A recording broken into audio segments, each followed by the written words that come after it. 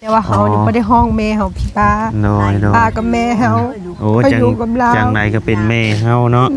เพิ่นผู้ใดสิว่าจังไหนก็ย่าจังไหนก็เพิ่นคือผู้ให้กำเนิดเฮาเนาะเฮาอย่าไปคิดแนวนั้นจังไหนคนอื่นสิว่าจังไหนก็ย่าแต่ว่าเฮาบ่ให้ลืมบุญคุณพ่อแม่เด้อถือว่าถือไปโรงหำโรงเรียนเด้อล่ะเด้อโดยขอบใจเด้อให้สุขภาพแข็งแรงเด้อโดยทางเจ้าก็คือกันเด้อสู้ๆเด้อเป็นกำลังใจให้โดยสู้ๆเอาซะทางบ่ไล่ก็สิได้ล่ำลาเด้อ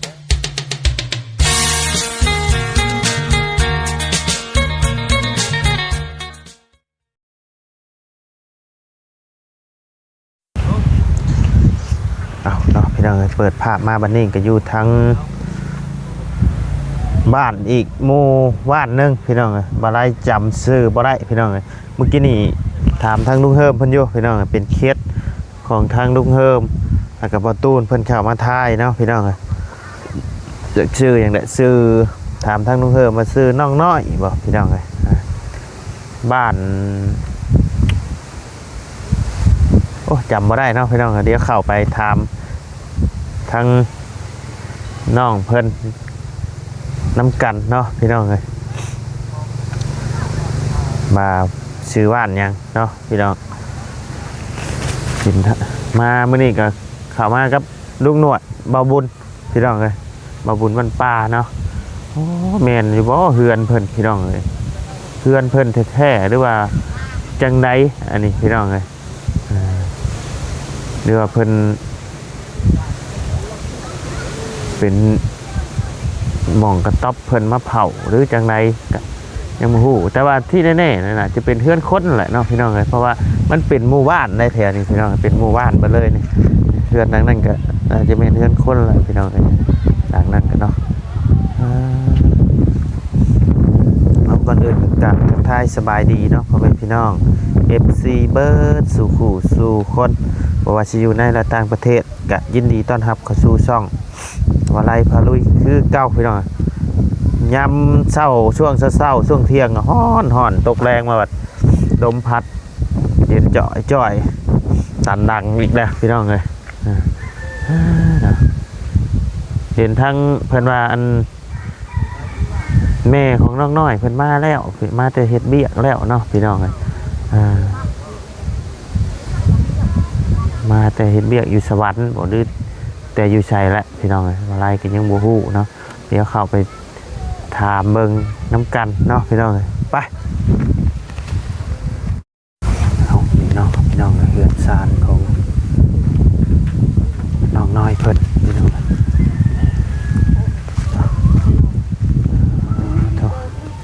ถือว่านักหน่วงอยู่ได้พี่น้องเนาะ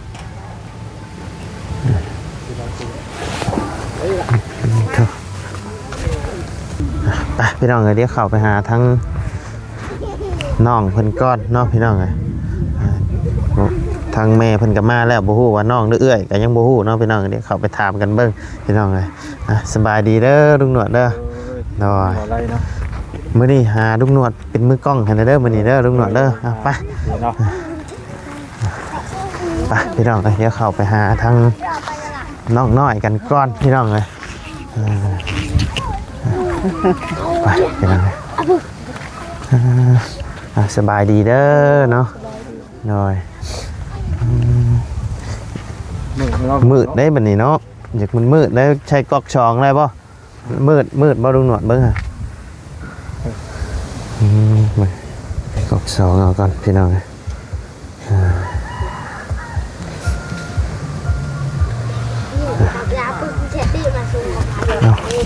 ให้ยังไงนี่โอ้ยเนาะมีอย่างอกใจบ่นี่โดยก็อยากได้นี่แหละบ้านนอนนี่แหละได้มันนอนเนาะโดย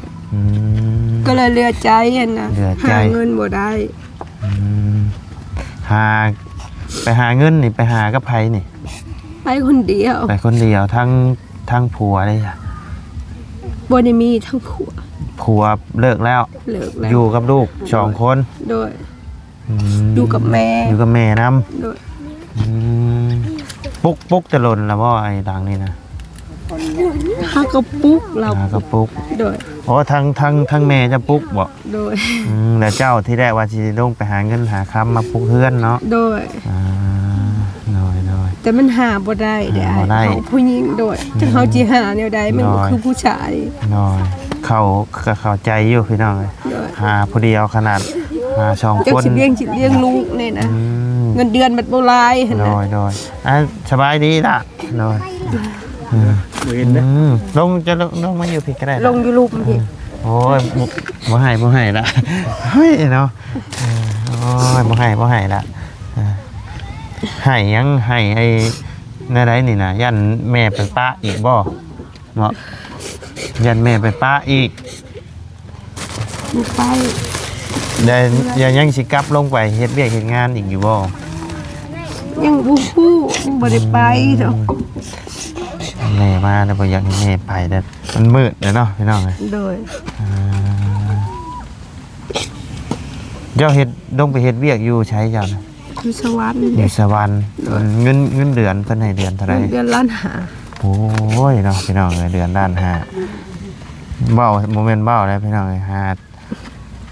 จักว่าจัก หา ปี มันปีก็บ่ได้ ก็ยังบ่ได้เสา โดย เนาะเอาจังไดก็สู้ๆเนาะ โดย เจ้านี่หาสิขึ้นมาแต่สวรรค์บ่จัน โดยคือไปหาลูกนี่แหละคิด ไป ฮอด ขึ้นมาหาลูกเนาะ โดยได้เงินเดือนแล้วก็มา ได้เงินเดือนเท่าไรมาแล้วมาหาลูก เงินเดือน3 ล้านหมด 3 ล้านโอ้ยเนาะ3 ล้านพี่น้องเลยโมเมนต์จะชิว่าจังใดเงินเดือน3 ล้านนี่ ซื้อหยังก็บ่ ชื่อห ได้ ยังก็โมเมนต์ว่าพม่าเรื่องเงินนะพี่น้องแต่ว่าเงินเสมอนี่ เงินเดือน3 ล้านเงินเดือนละบ้านเดือน3 ล้าน เดือน3 ล้านมาเนาะโอ้พี่น้อง เงินน่ะเอามาแต่หุ้นน่ะเนาะอยู่เป็นปีแต่ว่าข่อยก็ฝากให้ลูกนี่นะซื้อข้าวคิดแล้วกับแม่เงินเดือนตอนนั้น ต้องซื้อข้าว โดย ซื้อทุกสิ่งทุกอย่างเนาะปลาเกลือปลาแดกปิงนัวขึ้นอยู่ โดย น้ำเจ้าเบิดเนาะ โดย คือทางเจ้าชื่อว่าจังไหนนะอาจารย์ ซื้อนางครับ นางค โดย ำอายุกี่ปีแล้ว 14 อายุย่าหันไหน โดย 14 โดยโอแม่นสาวขอโทษไอ้ สาว สาว4ขอโทษ ชา เด้อ ซีเนาะ โดย ได้ ขอโทษเว้าผิดเด้อ FC ขอโทษหลาย ยังบ่เป็นยัง ๆบ่เจือหนูตัวเอง หน่อยสาวซี่เนาะ โดย กับเป็นน้องข่อยอยู่เนาะ โดย ข่อย30ปลายแล้ว โดย โดยโอ้ห่อนเลยลงไปหาเฮ็ดเวียกเฮ็ดงานอยู่สวรรค์ได้จักปีได้จัง ข่อยนะ โดย ไปปีปลายปีนึงนี่แหละเขาก็ไปตอนสงกรานต์ปีกายนี่เด้ปีนี้ก็มา บ่ได้ขึ้นมาหาลูกแต่ดนนะบ่นี่ฮะได้หาที่ขึ้นมา โดย นี่ เขา บ่ ก็ขึ้นมาเดี๋ยวนี้ โอ้เนาะเฉพาะทางน้องเพิ่นจัง โดย สะอื้นอยู่พี่น้องเอ้ย เห็นอะไรได้สู้เขาเนี่ยแห คิด ละ ฮอด บ่ แม่ ได้ น้อยสู่โตวผู้เดียวเนาะ โดย สู่เพียงลำพังพี่น้องเอ้ย โดยให้เลือใจตัวเองนี่แหละบันจินอนแกบ่มีก็จะไปตลาดแบบหมู่มันก็บ่มี น้อยสิไปใช้กันยากเนาะ โดย โดยยังไงก็สู้ๆเนาะ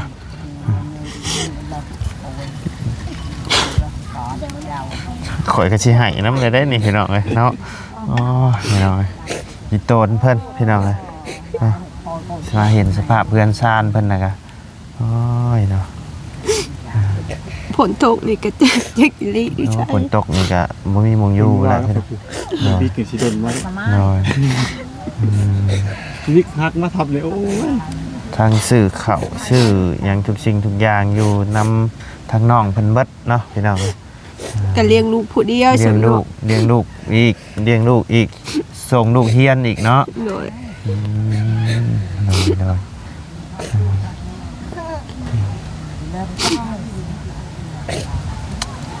คิดว่าจังไดบ่ไรกับพี่น้องเลย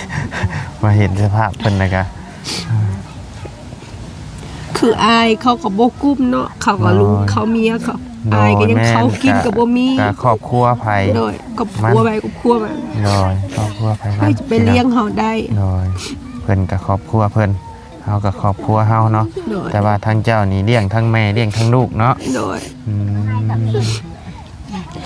เมื่อยได้เพียงท่ออะไรบางเทื่อกันเนาะคิดมาในก็ท่ออะไรพี่น้องเข้าใจอยู่พี่น้องเลย โดย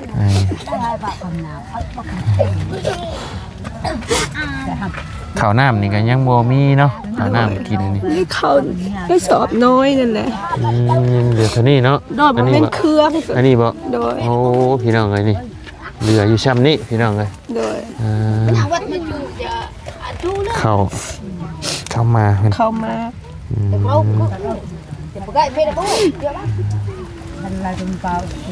นานๆมาทีเนาะทั้งน้องเพิ่นก็บ่อยากให้แม่จากแล้วบัดนี้เนาะ บันมาบันเห็นสภาพแบบนี้ก็เลยแบบเหลือใจตัวเองหั่นนะ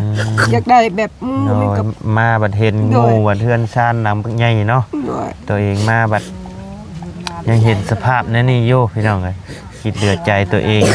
หายังก็บ่ได้จังซี่บ่ โดย อืมโดย คิดว่าไปหาเงินคิดว่าสิอยากได้คือหมู่เนาะมันก็บ่ได้เฮ็ดแนวได้ซะ เห็นได้ฉันมันบ่ได้ข่อยก็อยากได้หั่นแหละพี่น้องเลยบ่ติน้องเพิ่นได้พี่น้องก็เพราะว่าภาระแบกรับภาระเบิดทุกสิ่งทุกอย่างพี่น้องเนาะแบกรับภาระเบิดทุกสิ่งทุกอย่างก็เครียดเนาะ โดย เครียดหลายพี่น้องเอ้ยเถื่อนะ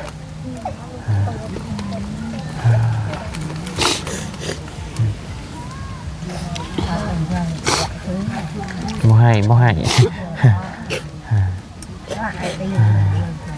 กอดแม่ไว้เลยพี่น้องเอ้ย เป็นปีแล้วกินฮอด เป็นปีเลยเนาะจากลูกพี่น้องเอ้ย จะไปหาเงินนี่แหละ เพื่อไปหาเงินมาเลี้ยงครอบเลี้ยงครัวเนาะ ได้ก็บ่ได้บ้านนั้นเงินก่อน ฝากมาให้ลูกใช้เดือนละเท่าไหร่ซะ เดือนละเอ้าเงินเดือนบางเทื่อก็ข่อยก็ให้แล้ว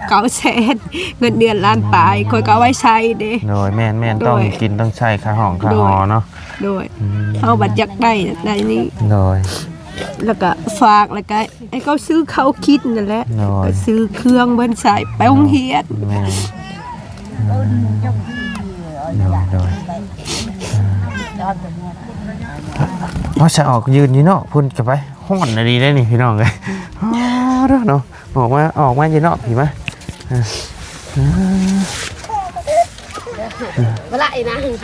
มาออกมาพี่ละออกมายืนอยู่พี่มา ไปเลย ออกมายืนพี่ละเข้าเห็นทั้งลูกเฮิมเพิ่นเข้ามาหา2 รอบบ่พี่น้องหายได้พี่น้องเลยก็บ่ให้เนาะพี่น้อง เรื่องก่อนแล้วก็ ให้ย่านทั้งระว่าวสิจับบ่หรือยังไงบ่แม่นดอกเนาะ บ่ให้กัน บ่ให้ล่ะ อะไรบ่ดี บ่มาเอาดอกทั้งระว่าวมาเข้ามาเยี่ยมมายามแนวใดที่ระว่าวซอยได้ทั้งระว่าวก็สิพยายามซอยเด้อล่ะเด้อ โดย กะสิพยายามซอยเนาะแค่ไหนที่สิซอยได้พี่น้องเลย โดย บ่ต้องย่านเด้อทางระบาวเข้ามาบัดนี้เด้อบ่ต้องย่านดอกระบาวเข้ามาดีเด้อ โดย คิดย่านบ่เข้ามาแรกๆนั่นล่ะ ยานได้บ่ว้าว เข้ามาเพิ่นบ่เว้านำจักคำเลยพี่น้องเป็นย่านเนาะ เป็นมาบัดนี้เป็นไทย มาบัดนี้บัดให้บ่ให้ ก็เหลือใจเพิ่น เดือใจเนาะ โดย ทั้งแม่กับเดือใจพี่น้องเดือใจเจ้าของเนาะมาเห็นสภาพเฮือนซานพี่น้องเลยบ่ได้คือโม่เพิ่นบ่ะพี่น้องเลยโอ้มันกับบ่ได้แม่นบาสิหาได้ง่ายๆน้องเอ้ยเนาะเฮือนซาน บ่ได้ง่ายๆขนาดข่อยลงกรุงเทพลงไปกรุงเทพหาเงินหาคำหากับลูกกับเมียนี่ก็ยังเพื่อสิได้ได้น้องเอ้ยครับยังเจ้าหาอยู่ผู้เดียวเนาะทั้งส่งลูกเรียนส่งมาให้พ่อแม่ซื้อข้าวซื้อน้ำเนาะ โดย เงินเดือน1,500,000พี่น้องเอ้ย1,500,000นี่เดือนหนึงนี่บ่ได้ฮอดเดือน 3,000 พี่น้องเอ้ย โดย บ่ฮอดได้ 2,000ปลาย ประมาณ 2,000 ปลายพี่น้องเอ้ย โดย เดือน 2,000 ปลายเจ็บจักเดือนจังสิซื้อเสาได้เอ้า เสาก็ต้นละเท่าไหร่เนาะต้นละ1,000เลย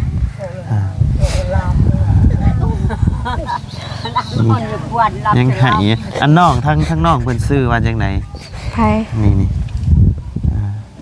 เปลี่ยนชื่อบ่นางน้อย ชื่อนางน้อยเนาะ โดย ก็มาถามในบ้านนี่เพิ่นว่าบ่ฮู้คนชื่อนางน้อยเพิ่นน่ะพี่น้องเอ้ยมาจอดแล้วเทื่อนึงอยู่นี่เลยเข้าไปพวกพี่น้อง เปลี่ยนชื่อนางน้อย เปลี่ยนชื่อนางน้อยเนาะ โดย อ๋อเรียนห้องปอใดแล้วล่ะ บอกดูบอกไว้อย่าให้ ยังชะอื่นอยู่พี่น้องเอ้ยบ่เป็นหยังเนาะบ่เป็นหยัง บ่ยานดอกยานฉัน บ่ย่านละบ้าวก็ย่าเรา โดย ละบ้าวมาดีเด้อล่ะเด้อ โดยว่า ละบ้าวเข้ามาซอยเด้อ โดยจะให้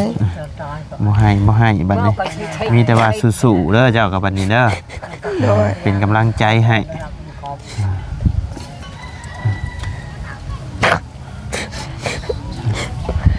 อะไรทางทีมงานเฮาสิสามารถสิซอยได้ก็สิพยายามซอยเนาะ โดย นอนนี่จะให้พี่น้องให้เพิ่นกันมาทางทีมงานเข้ามาแล้วก็ให้เนาะสู้ๆเนาะนี่หาเงินหาคำพอเดียวเนาะ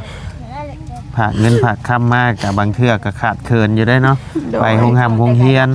ชื่อขนมกับบางเทื่อก็อดแล้วเนาะ โดย อดแล้วพี่น้องเลยอยากกับบางเทื่อกับ่ได้กินแหละทางลุงหนวดเพิ่นขอเวลาเนาะพี่น้องเลยบ่เป็นหยังเนาะสู้ๆกอดแม่ไว้บ่ยันแม่ไปปะบ่ หน้าก็เก้าไอ้เด็กตาอีต้นยาก็ลูกสู้ให้ก็สู้ๆเนาะ โดย ทางทีมงานก็สิพยายามเข้ามาหยิบยื่นมือช่อยเนาะพี่น้องเลย โดย จักคนยันก็มูจักเลย โดย นี่ไอ้มันชำนี่มันน้อยอยู่นานๆ โดย อยู่น้ำพ่อก็ให้อยู่น้ำแม่ก็ให้ โดยคิดฮอดนะคิดฮอดพ่อคิดฮอดแม่นะ แต่มาแต่บ้านพัวก็บ่ได้ไปใช้เนาะเลี้ยงลูก โดย แล้วก็ไปหาขายนี่แล้วหาเป็นแบบหน่อไม้เอียงเนาะ น้ำมันน้ำมันขาย โดย พอได้ซื้อข้าวซื้อน้ำซื้อลูกซื้อเต้ากินเนาะ โดย อ่า แล้วก็อยู่กับแม่แล้วก็ โดย มันแบบเฮ็ดแนวใดก็อบบ่ได้ดอกเฮาหิงเนาะมันหายาก โดย เงินก็เลยแบบว่าอยากไปหาเงินน่ะนะอยากได้ เข้าใจ โดยอยากได้คือแบบหมู่อะนะหมู่ใดยังก็อยากได้แบบมันบ่ได้นี่แหละมัน อยากให้ โดย ลูกคือหมู่แหละ โดย เนาะอยากให้ลูกคือหมู่พี่น้องเลยบ่อยากให้ลูกอด โดย เนาะไปหาดิ้นรนหากับเพื่ออยากให้ลูกคือหมู่คือครูเนาะ โดย บ่อยากให้หมู่บ่อยากให้เป็นขี้ปากหมู่หั่นแหละ โดย ทั้งน้องเพิ่นกะพี่น้องเลย โดย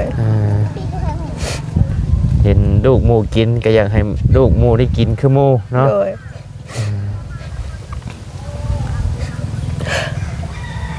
ถือว่าเก่งนะทางน้องเพิ่นก็ส่งลูกลูกเฮียนเนาะ โดย หาเงินโตผู้เดียวส่งให้แม่ซื้อข้าวซื้อน้ำ โดย โดยเนาะพี่น้องมีลูกแต่ผู้เดียวนี่บ่เจ้านะ โดย มีผู้เดียวนี่แหละเขาก็เลยบ่เอาเลยเห็นพัวแบบบ่เป็นตาเลยบ่เอาคนเดียวขณะคนเดียวก็ยังเลี้ยงบ่กลุ่มก็เลยเลี้ยงผู้เดียวอีกอัน โดย อยู่พุ่นก็ยังเลี้ยงลูกผู้เดียว โดย ก็เลยฮุบเพิ่นมาพี่มาเลี้ยงอยู่พี่ น้อย ไปอยู่กับแม่เลี้ยงลูกผู้เดียวมันไปเลี้ยงซอย hắn đã cho cái giặc เลยมันใหญ่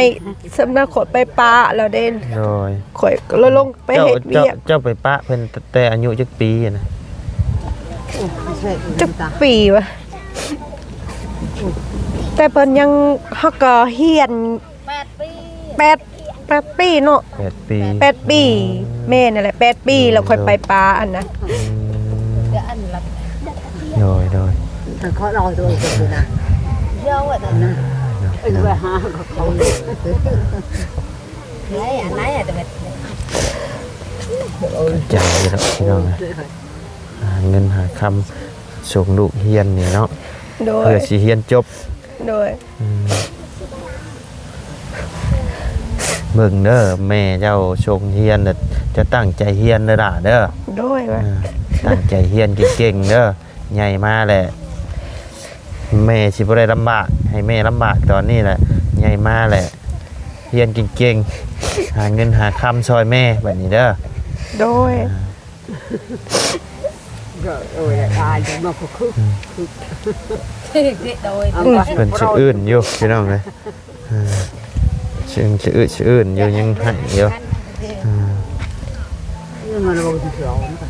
nào ăn là bự lên đây ơi rồi là bự bự phê ra đây là bự lên đây bà lại là con phê ấy à nhão เจ้ากับคนอยู่บ้านนี่บ่เจ้ากับ โดยอยู่บ้าน อยู่บ้านนี่เลยเนาะ โดยแม่เขาก็อยู่นี่ โดย có bự ดินนี่เป็นดินของเจ้าเองบ่ โดยไปชำนี่แหละดิน ดินนี่เป็นดินของเจ้าเองเนาะ โดยแม่กับแม่เฒ่าก็เสียอันนี้ก็บ่มีเอื้อยน้องคันแต่แม่ก็แต่แม่เราก็เสีย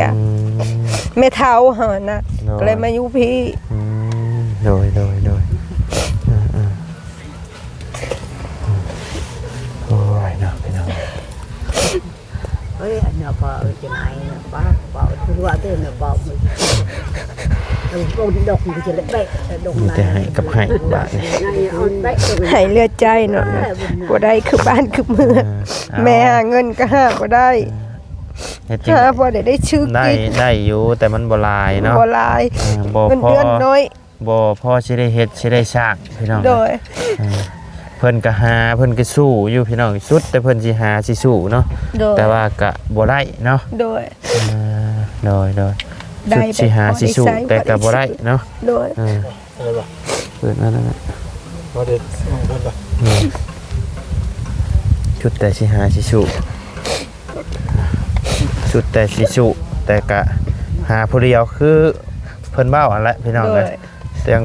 ส่งทั้งแม่ทั้งลูกแน่กับ โดย ตัวเองก็ต้องกินเนาะ โดย ต้องกินต้องใส่พี่น้ โด องเลย ย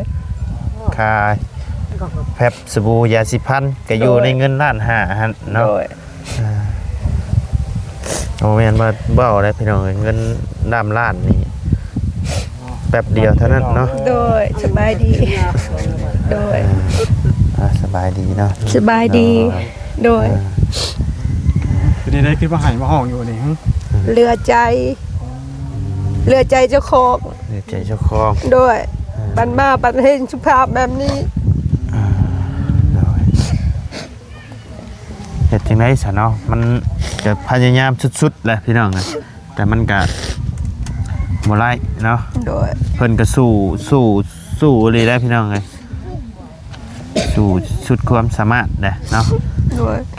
ก็บ่เพิ่นก็หาไปเรื่อยๆนั่นแหละเนาะ โดย แต่ก็มันก็บ่ไล่ส่งลูกเฮียนนำแน่ โดย ส่งให้แม่ซื้อข้าวอีก โดย ตัวเองก็ต้องกินอีกแล้วบัดนี้ได้เงินอยู่ล้านห้านะพี่น้องเอ้ยบางเทื่อเดือนหนึงนี่แทบสิบ่พอกินพุ่นแล้วเนาะ โดยเครื่องคองมันก็แพงเนาะ แมนแป้งนัวถุงละ20,000 โดย คิดเอาพี่น้องเอ้ยซุมื้อนี้ปกติถุง5,000กีบ โดย ซุมื้อนี้ถุงละ20 18 19เนาะ โดย บัดนี้หาเงินอยู่ผู้เดียว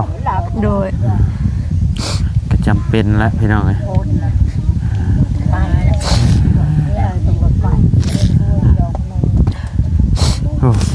ปลุกปวกออกเลยอย่าให้เด้อบัดนี้เด้อเจ้าต้องเข้มแข็งเด้พาสิเจ้าสิพาแต่แม่ให้เนี่ยจังหน่อยแม่บ่มีกำลังใจเฮ็ดเวียกเฮ็ดงานได้บัดนี้เด้อโดยให้กำลังใจแม่คุมือนะบ่ไผสิให้แม่เฮ็ดเวียกเฮ็ดงานมาก็เมื่อยแล้วสู่เวียกสู่งานมาก็เมื่อยแล้วมาก็ให้กำลังใจแม่บัดนี้เด้อคิดฮอดแม่แหละเนาะพี่น้องเอ้ยให้ตลอดเป็นปีปลายแล้วจังได้พ่อนะแม่อยู่กับแม่ตู้2คนเนาะลาวนั่นเขาเอาเก่งลาวมีแต่ไทยเลยตัวฮะลาวมีเอ้าคือว่าแน่นั่นแม่เขาก็ได้แล้วลูกลาวลูกเขาเหลือใจก็ให้เบ้าลูกลาวแล้วให้หมายถึงลูกสาวแล้วลูก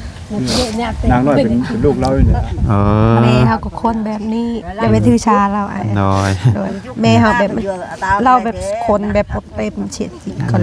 าเอิ้นมาคนพี่บ้าแต่ว่าเฮานี่บ่ได้ห้องแม่เฮาพี่บ้าน้อยป้ากับแม่เฮาโอ้จังไหนก็เป็นแม่เฮาเนาะเพิ่นผู้ใดสิว่าจังไหนก็ย่าจังไหนก็เพิ่นคือผู้ให้กำเนิดเฮาเนาะเฮาอย่าไปคิดแน่นั้นจังไหนคนอื่นสิว่าจังไหนก็ย่าแต่ว่าเฮาบ่ให้ลืมบุญคุณพ่อแม่เด้อถือว่าเจ้านี่ถือว่าดีแล้วที่เจ้าบ่คิดคือคนอื่นเนาะบ่คิดว่าแม่ตัวเองเป็นนั่นนี่เนาะดีแล้วล่ะถึงเพิ่นสิเป็นจังไดเพิ่นกับแม่เฮาเนาะ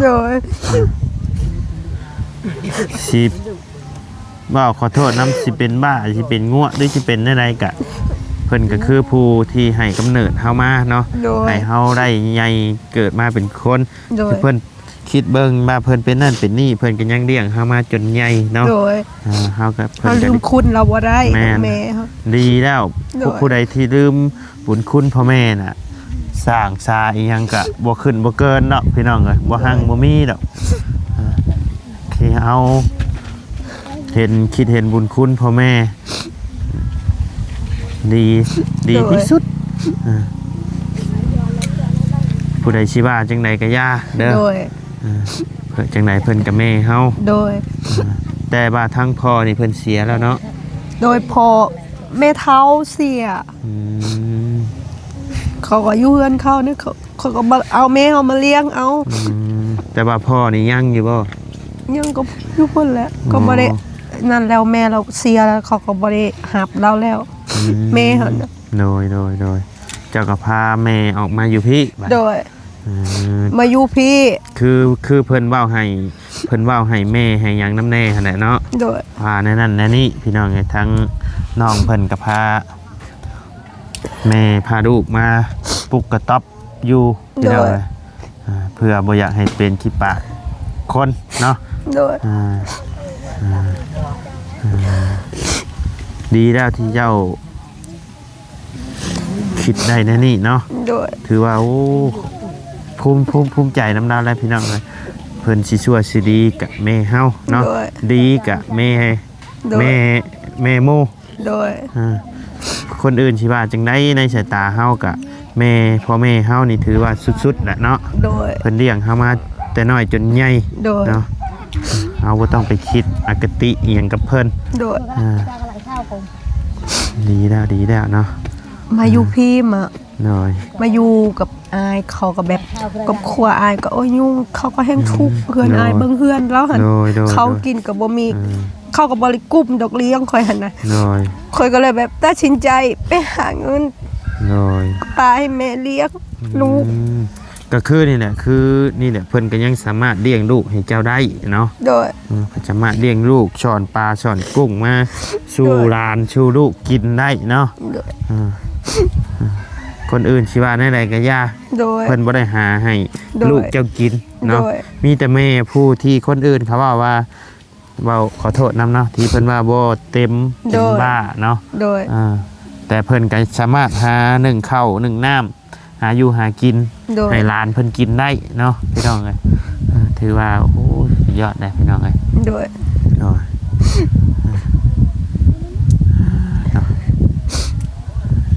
สู้ๆเนาะ โดย เป็นกำลังใจให้ โดย